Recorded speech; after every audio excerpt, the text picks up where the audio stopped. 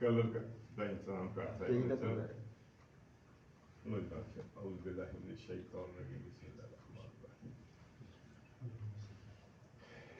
इन्नल्लाह व मलाइकातहू युसल्लूना अलन नबी। इन्नल्लाह बेशक अल्लाह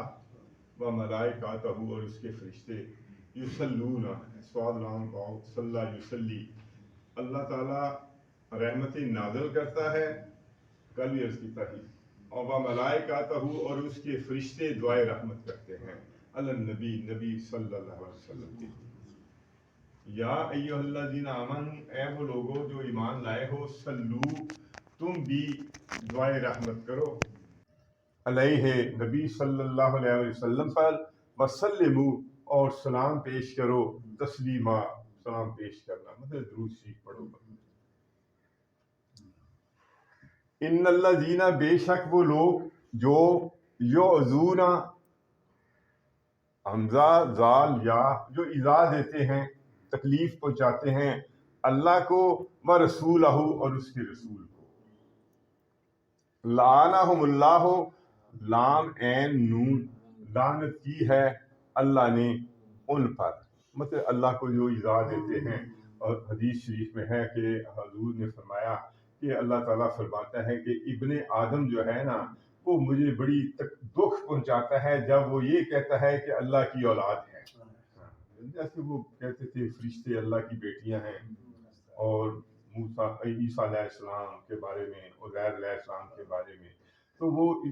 मजीद मतलब जब वो शिरक करता है, तौहीद का इनकार करता है, क़यामत का इनकार करता है, तो अल्लाह ताला जो है ना, तो वो अल्लाह ताला को इज़ा देता है। या वैसे कुरान पाक में हमने पढ़ के आए हैं कि वो एक आयत हमने पढ़ी थी सूरा अराफ में थी शायद, कि जहन्नम में इस वक्त जितने तुम अपने आप से बेजार हो, अल्लाह तुमसे इससे ज्यादा बेजार होता था जब तुम दुनिया में उसके अहकाम की नाफरमानी करते थे। तो ये अल्लाह को मतलब ये इज़ा, तो जो अल्लाह को इज़ा पहुंचाते हैं, दुख पहुंचाते हैं, व रसूलहू उसके रसूल को। देखो उसके रसूल को इज़ा पहुंचाना यही है कि वो कहते हैं जी आप ये अल्लाह का कलाम नहीं है, आपने खुद बना लिया है नऊज़ बिल्लाह, या हजूर की जो रसालत और नबूवत का इनकार करते हैं, जो और बातें करते हैं कि जी आप नऊज़ बिल्लाह शायर हैं, काहिन हैं, जादूगर हैं, दीवाने, नौज़ुबिल्लाह दीवाने हैं। तो इस तरह की जो बातें इज़ा करते हैं, अल्लाह की आयात का मजाक उड़ाते हैं, रसूल का मजाक करते हैं, तो वो अल्लाह के रसूल को इज़ा देने के मुताबिक है। तो अल्लाह ने ऐसे लोगों पर फिर लानत किया। लानत मीन रहमत से दूरी, फिर दुनिया में भी, वल आखिरा और आखिरत में। वाह और आदा उसने तैयार कर रखा है लाहुम उनके लिए अजाब मुहीना, अजाब मुहीना हे वाओ नून, एहानत वाला अजाब, जिल्लत वाला अजाब उनके लिए अल्लाह ने फिर तैयार कर रखा है। वल्लजीना और वो लोग जो योजूना इज़ा देते हैं अल-मोमिनी, जो मतलब फिर मोमिनों को तकलीफ पहुंचाते हैं, वल मोमिनात और मोमिनात पर, बगैर मा जो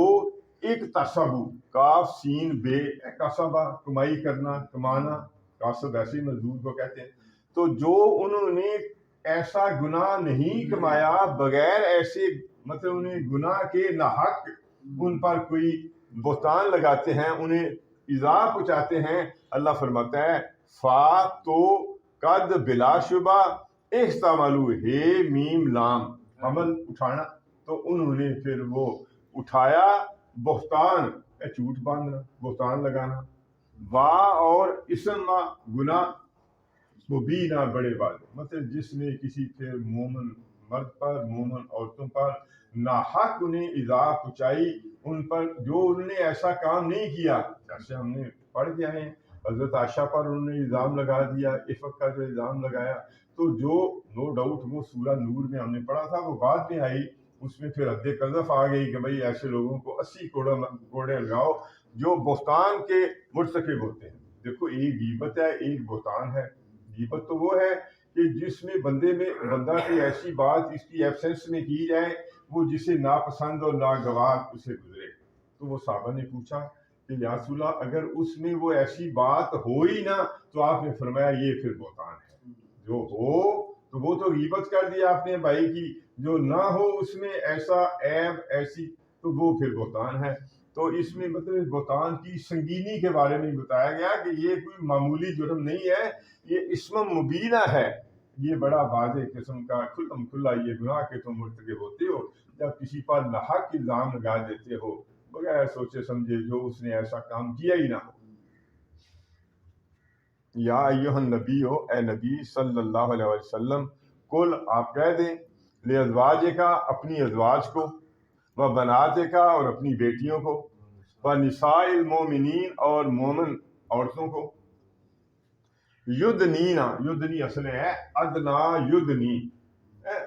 کل بھی میں نے بتایا تھا ادنا کا مؤنث ہے دنیا، تو ادنا یدنی قریب کر لینا، نزدیک کر لینا، تو وہ پھر قریب کر لیں،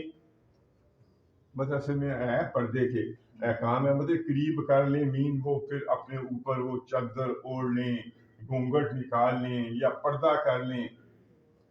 تو یدنینا وہ قریب کر لیں یا اپنے اوپر کر لیں، علیہن اپنے اوپر، من جلابیبہن اپنے